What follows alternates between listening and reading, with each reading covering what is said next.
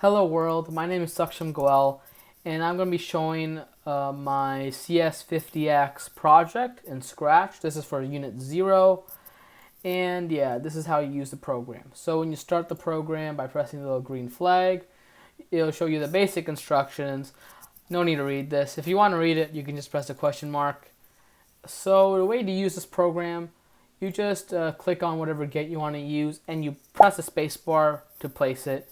If you place it in the wrong spot, you can always click and drag, and you can move it again. Unfortunately, you cannot just click and drag. You have to press the space bar the first time you grab it from this item selection, but afterwards you can just move it just fine. There are no wires yet.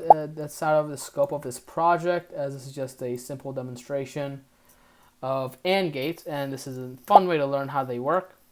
So you can also mix these two up, where you can have multiple gates just aligned together to make like a basic bit adder. But yeah, so these are inputs, so ones and zeros, like little switches. So I'm going to be placing those here to show them off. Actually, to show off AND gate, to show you can stack these, the NOT and AND gate, I'll just put the NOT gate here. This is the output. So you press a space bar to place it. If I place it in the wrong spot, I can just click and drag just fine. So all of these are true. You can just press a space bar while hovering over the input to just swap its state. So I can just press on, off, and I can just hold the space bar to just flip these. So yeah, the OR gate, one or both can be true, and it'll return true. XOR gate, this is it's a bit like the OR gate, but if both statements are true, it'll return false. So one is true, it's true.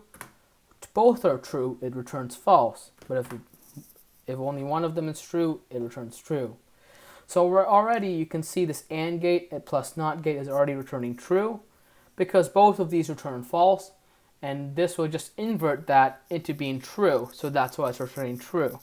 If one of these is on, well, it's still false, so it'll still return true. If both of these are on, this becomes true, which is then inverted to be false. So it only works if both are true. It'll return false. And yeah, and if I just want to directly connect it, it returns true.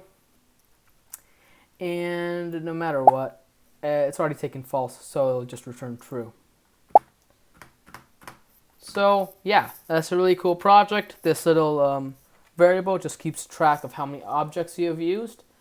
And yeah, this little instructions, I'll just clear up the map by stopping and rerunning the program. And yeah, so basic gates, you can actually learn a lot about logic gates by using this program. And I thought it'd be more fun rather than making a game, but to make like an actual simulator about logic gates. So thank you for watching this little video, and yeah, this is my little cool project for Harvard CS50x course. So thank you for watching. Bye.